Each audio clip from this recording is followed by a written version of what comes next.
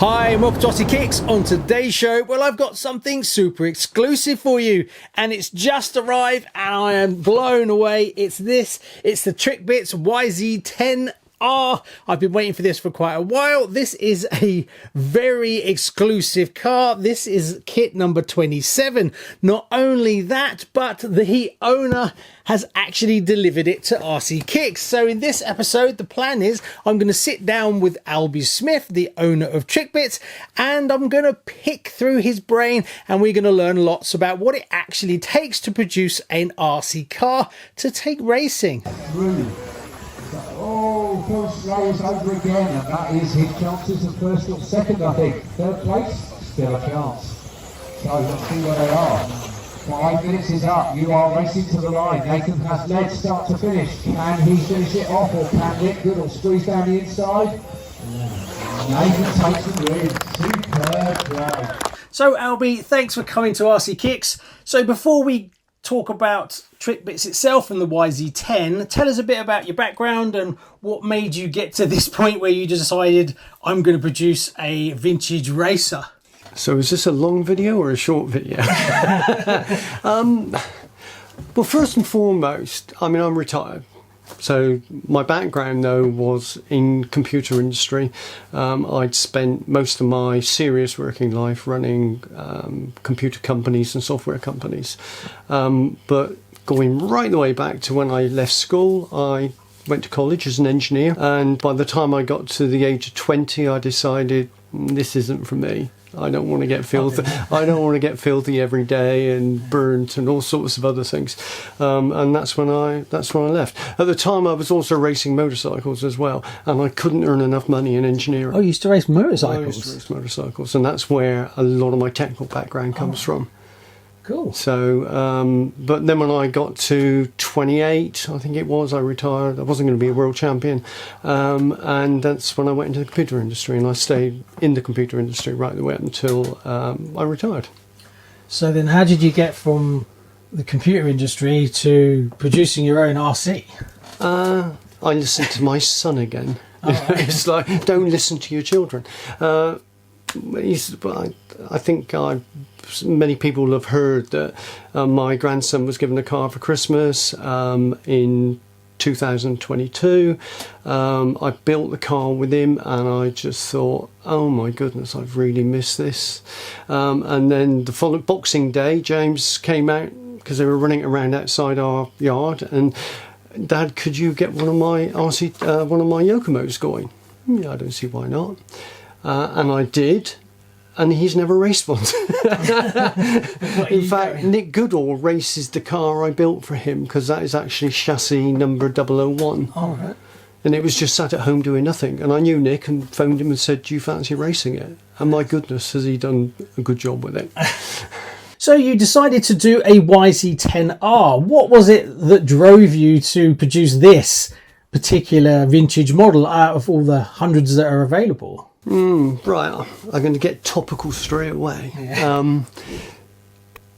When you look back in history of Yokomo's history, right, because I was a dedicated Yokomo fan, even after we stopped racing them, they were the only cars I ever kept. I sold everything else, but I did keep 2 YZ10s that we race. And the this particular, the Pavidis car, was, as far as I'm concerned, was the absolute pinnacle of what Yokomo had actually produced. I know they went on to produce other cars, but I have some polarizing views about what they did afterwards. But this car started its history with the 93 WCS, and what they did, they had effectively the front end of the chassis with the kick up on it and all the plastic bulkheads and everything else came out on the 93. Then with the 94 car, they then put what is now the standard YZ10 plastic bulkheads on the back as well, and that was really, this was the car that was actually born from it, the 95 car. Now, when that car went to Japan to be raced in the Worlds, they had 8 cars in the final, in the A final. 8 cars and 2 Kyoshos. Right, they absolutely just killed the field. right? And Mark Pavidis won the car, and that's why this car is now called the Pavidis car, because it was won by Mark. And he actually took the race to Masami's backyard, because this is where Yokomo did all their testing. Yeah. So this yank came over and actually won the championship, you know. Now, they then produced a 97 car based on the YZ10, which they, for want of a better description, they put a damper on the top deck to make the front end flex. And what Yokomo were very clever at doing, they would build track Pacific cars. They weren't necessarily very good when they came away from those tracks, but they built track Pacific cars. Now, this is where I get maybe contentious, right? Because I firmly believe that this car would have won the 97 Worlds as well, right? Because the car they produced didn't really deliver. Masami won the Worlds, absolutely. So, but Masami won the Worlds. The reigning world champion finished 7th with that car, right? And they then couldn't reproduce that car because it was too expensive to reproduce. So they then made the MX-4, which isn't the World Championship winning car. Right? But more poignantly, the two cars that finished 2nd and 3rd were Schumachers. Right? Now, the Schumacher that actually won it was that finished 2nd and 3rd was the 2000 EC. Right? Now, that was a conventional car. It was a conventional car that the Schumacher were producing. It was the same type of car that Yokomo were producing. And then Yokomo went away from it. They produced a car that was completely different, right? And if Masami hadn't been there, they would not have won that World Championship. Masami won that World Championship. Craig Drescher had I think it was probably Craig's best result, where he finished 4th. Right, but they only managed to get 4 cars into that A final, where in the previous World Championship they had 8 cars in the A final. There's nobody in the world will ever convince me that this car would not have won the 97 World Championships as well. It was that good. So, like, if you're basing it on the YZ10. I mean, have you talked to Yokomo about it? Do they know what you're doing? How does it work from that dynamic? Or are they you're just doing your own thing and they're not that bothered? Well, I was relying on the fact that everybody else had actually produced goodness knows what for Yokomo. Right. I was careful not to reference Yokomo. I don't think there's any reference to Yokomo on the box. The R, some people say, why did you call it an R? Well, when I came back into the sport, there was this thing called a shelf queen. What the flipping heck's a shelf queen? It's a new thing. People are actually, well, look, shelf queens. And I didn't, I nearly had to do a Google. I wasn't quite, but I had to think about it. And I thought, well, I want to call this an R because this is a racing car, right? This is not designed for the shelf. Right, I built this car to be absolutely leathered every weekend, and I want it to compete against modern cars. I don't want people to just save it to be raced at selected vintage meetings during the year. I want them to actually take it down to actually race at club races. This car can make A finals against modern cars. Wow. That'd be cool. Well, Richmond Rogers has done it. I mean, Richmond Rogers, Eden Park Raceway, was within a second of TQ over a 5-minute race. He was vying for TQ all day against the latest Schumacher cars. So basically, the customers that you're focusing on are racers. Ultimately, it's Yokomo enthusiasts that buy it, right? I can't say, can I have your BRCA racing license number, please? Because if you haven't got one, you're not going to buy a car. But I do encourage people to race them. The reason why, up until the time we produced this, in the Premier Vintage Racing series and the Iconic series in the UK, I got all of the results from, it's 10 years old this year, I got all of the results to see who was racing the Pavidis car, a 94 or a 95, and in 8 years only one person raced one of these cars. It was a travesty. The reason why people won't race them, they're too valuable. Yeah. So people won't put such a valuable piece of kit on track, because if you break them, you can't get any spares for them. I started the idea in mid-23, and I phoned Richmond Rogers in September or October and said, Richmond, how do you fancy racing a YZ10 that I'm building? He just said yes, no questions. Yeah. Fair enough. So, all right, great. Originally, it was meant to be Richmond and my son racing James. I wanted to put 2 cars on track, and I wanted James, because he hasn't raced since he was 18, and he's now 43. I wanted him to have like a, if you like, a teammate, somebody to work with to get back up to speed and so on. But James still hasn't raced, as I've already told you. He still hasn't raced today, So I then just set about building it. The guy who I have to take my hat off to is Paul Lomas, who does all the vintage racing spares. He's a genius.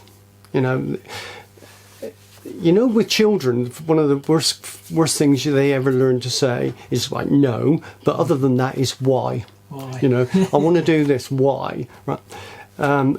But Paul, I asked him to do the most bizarre things to, like, the suspension arms and things like that, and he never once said to me why.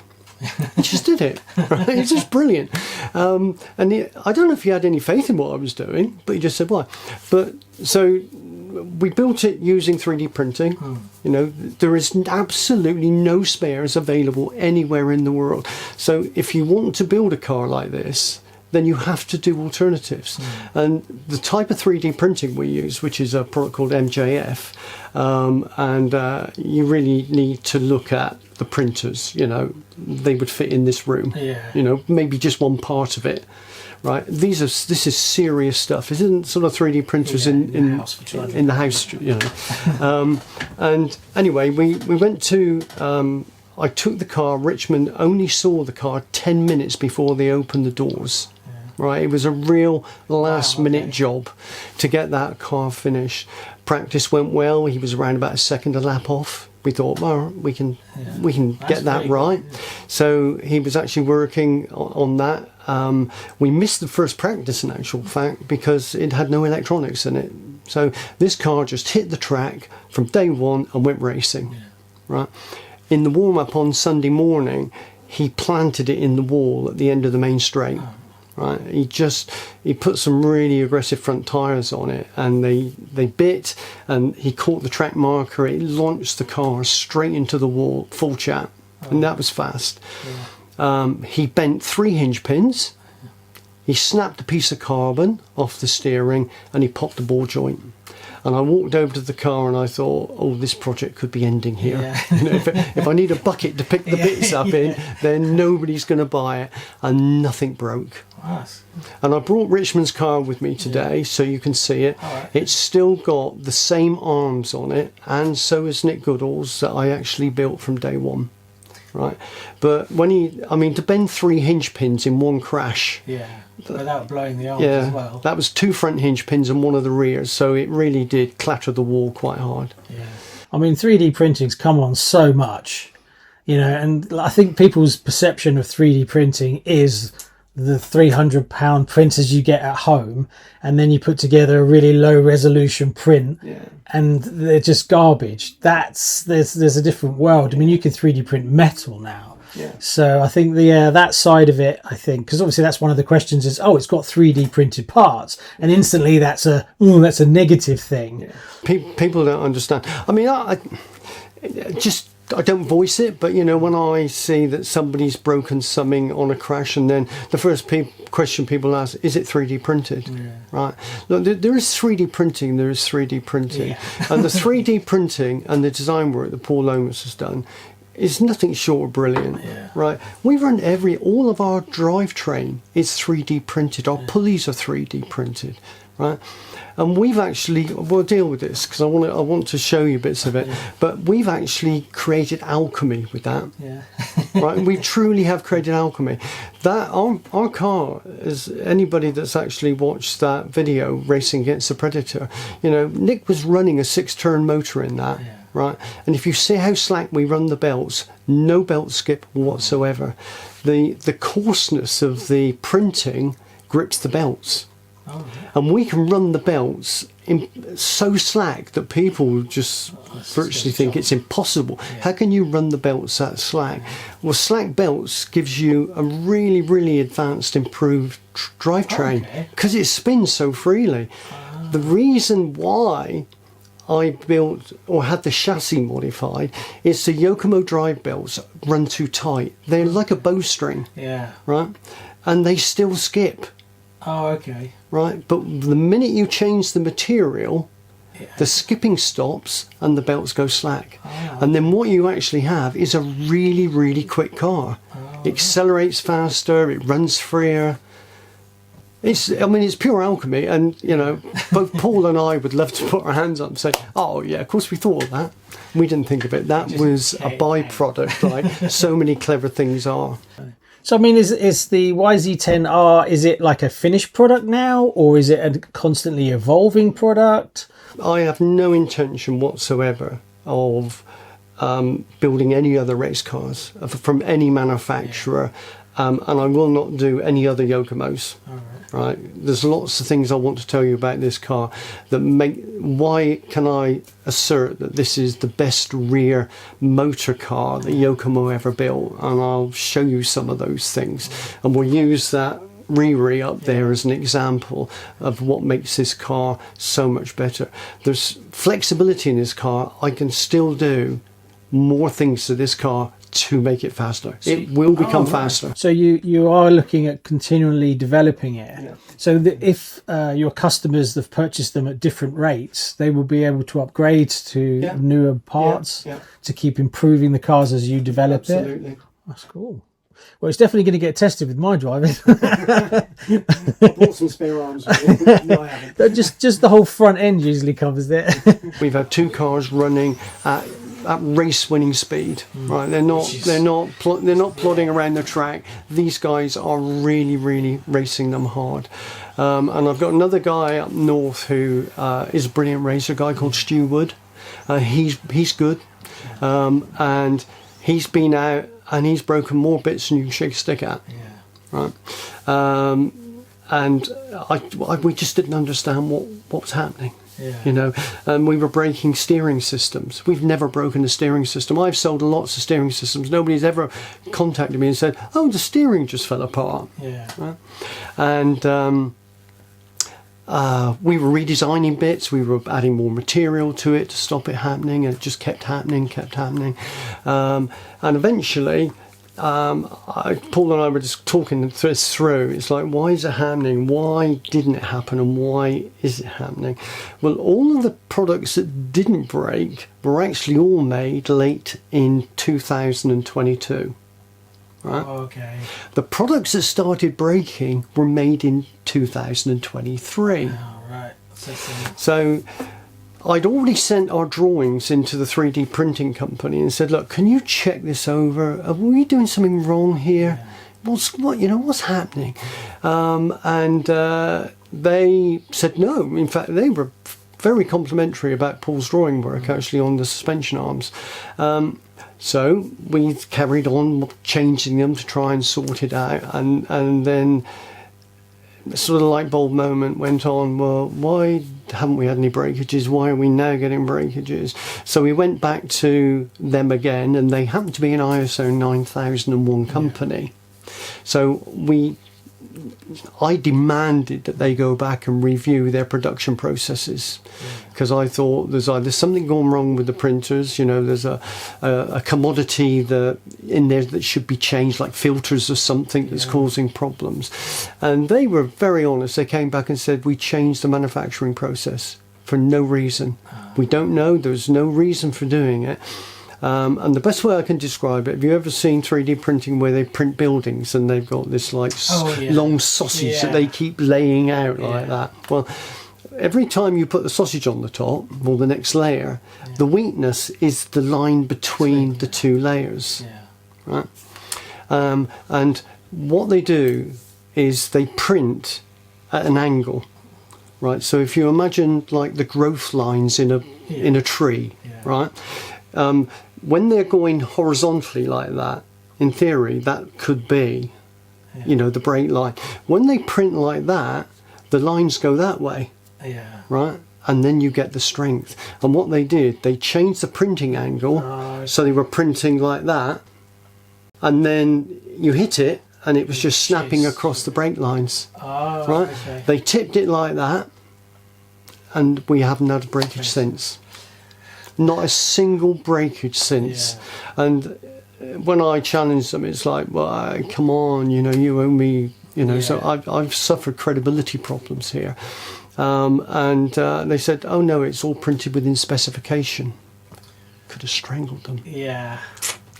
Well, that's the thing, isn't it? When you're manufacturing stuff, there's so many variables involved that you have to manage all aspects of that. I don't think people really realize just how complicated it is to manufacture in a smaller batches. It's a massive job. You know, versus, and obviously one of the classics that you probably get all the time is, why is it so expensive?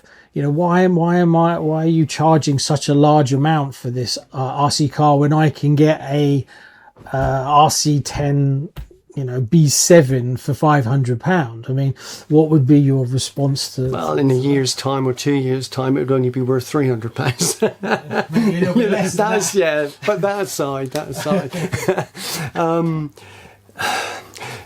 The challenge I had when I built the first two cars, I was actually using original diff out drives, right? And then people saw what Richmond did with that car, and if I said, you know, it just went boom. It did, you know. People were like, oh, I want one. It's like, right, yeah, okay. Well, I knew I had to make the diff out drives, and I had them all drawn up. That's the other thing, everything has to be drawn up. Right, you can't just say to people, can you make that for me, please? So all the technical drawings have to be done, then you have to go out for quotations and everything else. And they were coming in too expensive in the UK. So I went to China, because everybody goes to China, right? And I didn't want to go to China. But I wanted, you lose control. What they wanted, I went to two companies out there. One of them wanted 50% up front. Okay. And then you pay the other 50% before they ship. So you don't see anything. Right, you just pay your money.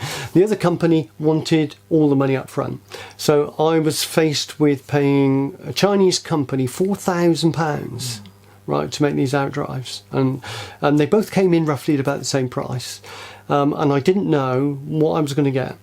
And I thought, I made a promise to my wife that I wouldn't spend our pension, okay? I think that is not a good underwriting to do.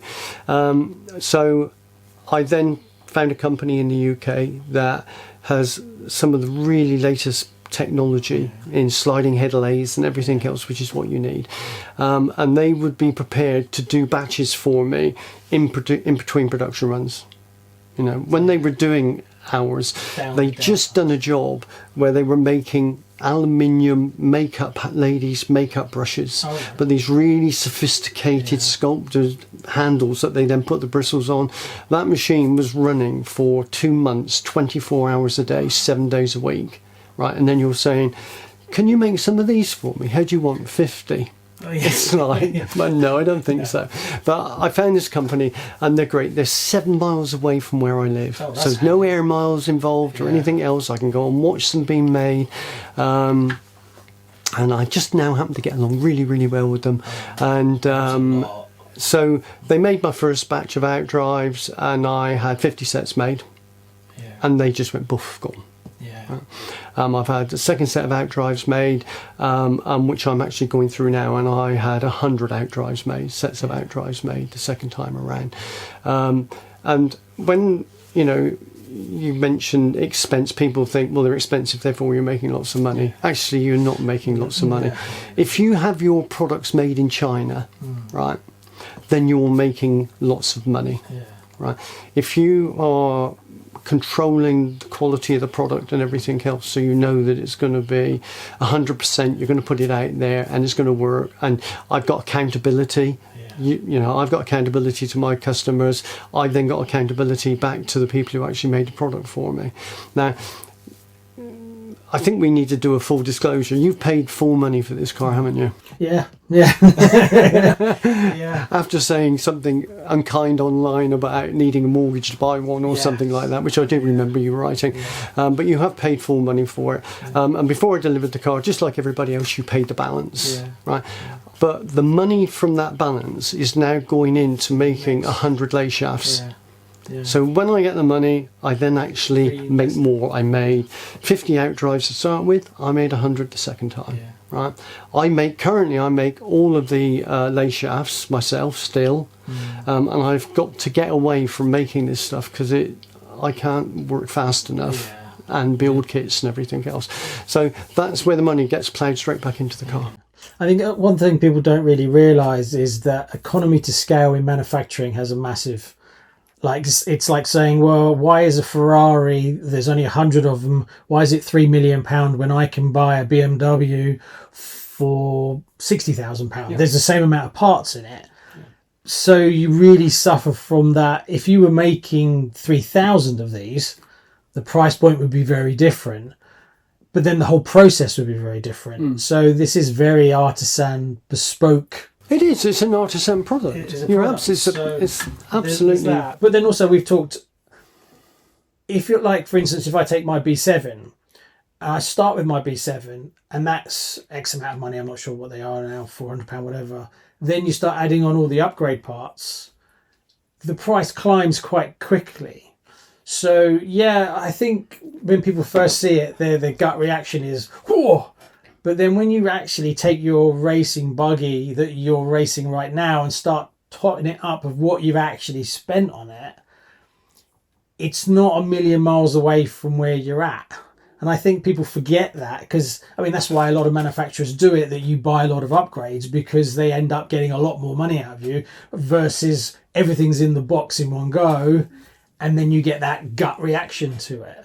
So there's two different ways of doing it. Is there, you know, it's do you give a very basic kit at a lower price and then charge a lot for hop-ups, or do you produce a car that out of the box will be able to hold its own?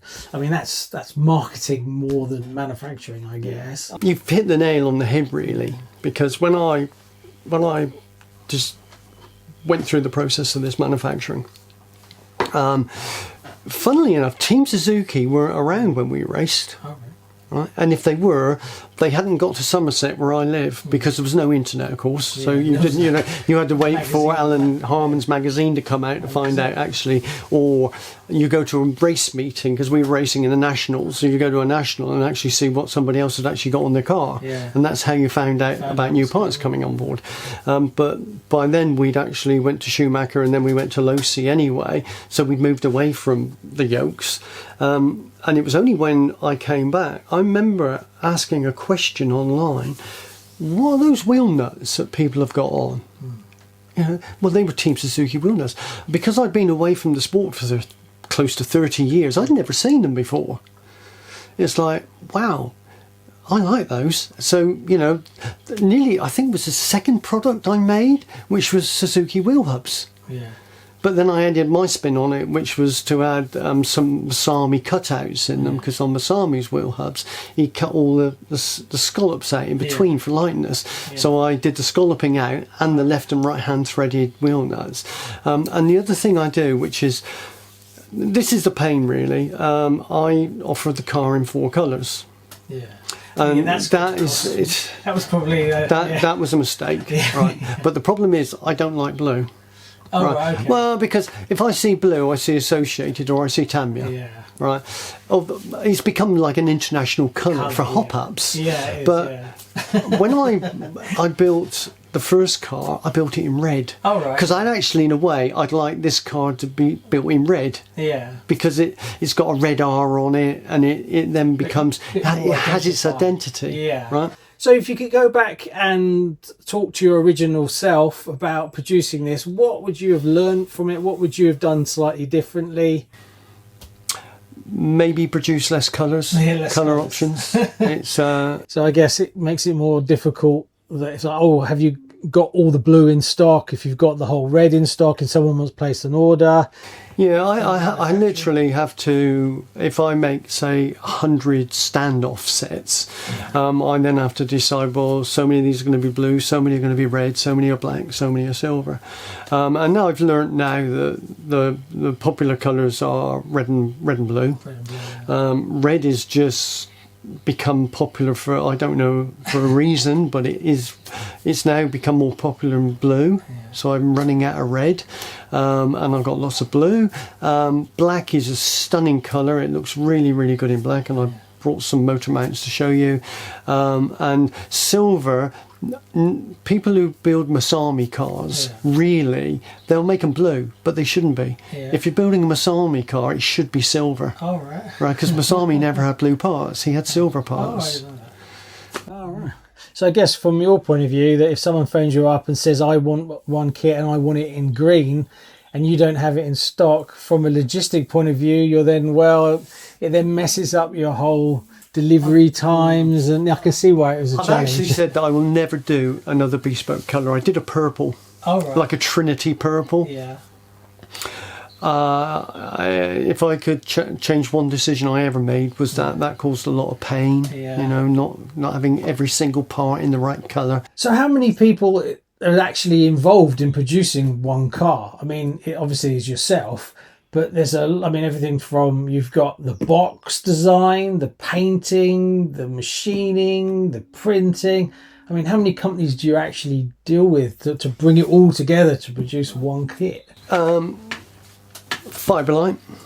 They do all the carbon fibre in it, and there isn't a single piece of carbon fibre in the car that is standard. Okay. You'd have to take a standard car, but on the standard Yokomo front shock tower, the front arm at full extension hits the shock tower. Oh, okay. So it won't go up. Oh, right. You haven't run out of shock travel. But so I've taken those off, so it fits. This is blueprinted. When I used to race motorcycles, you blueprinted an engine. A blueprinted engine will be faster than a standard engine, because everything's put together perfectly. So this is blueprinted. That's a good way to put it, actually. I think a lot of people understand. This whole car, everything about it is a blueprinted version of the original, where, for instance, the bottoms of the shock towers, material needed to be removing. It's been removed. Right. The rear shock tower, I've got different wing positions, so the rear shock tower is actually, because I set our wing position much lower, more modern, if you like. So that's actually different. The top brace is completely different because it doesn't have any adjuster slots on it. One thing that we found when Richmond actually crashed, when I crashed into the wall at MB, he hit the front so hard that the top brace moved back, which it's designed to do, and the belt ran so slack you just couldn't believe it, but it still didn't skip. And that was the first lesson we had, just how slack you could run the belt because of a crash. The whole car just gone shorter. Actually shortened it. Wow, that's a hit, isn't it? Yeah, and we learned from that. So, my goodness, you can run the belts that slack and you don't get any skip. Wow. So now I encourage people, do not do the belts up tight. Because normally you're cranking the life out of them to make sure. They do. And that's why on the motor mount, I've got the adjuster pulley underneath. So it actually curves the belt around the top pulley, which is only 14 teeth. Right, and if you're going to get a skip, that's where it is. So it goes around that, up the front, and then down. Right, and it also lifts the belt up towards the servo, so that the servo wire doesn't tangle with the belt. All right. So it gives you more clearance for the servo wires as well. Oh, that's brilliant. Absolutely. The one absolutely crucial thing with this car that I can stand up, and I'm absolutely so proud of is that 90% of this, 97% of this car is made in the UK. I will not go abroad. I did, as I mentioned, I did price it, and the liability of just passing money over to people. You wouldn't do it online. You think it was a scam, you know. Send me £2,000, please. Yeah, yeah, and you know, you don't know what you're going to get. You know, and I do know some outdrives that were made. One of my customers bought some, and then when he went to put the dog bones in, the two slots were 108 degrees apart. So the dog bones wouldn't actually go into the slots. And he got a message back, "Oh, really sorry, we thought we'd found all of those." A massive thank you, Alby, for coming in and spending the day at RCKicks and for dropping off my kit. Now, in the next episode, the plan is we're going to do an unboxing of this beauty. So if you haven't liked and subscribed, now's the time. See you on the next one. Bye-bye. Thanks, Alby. That was brilliant.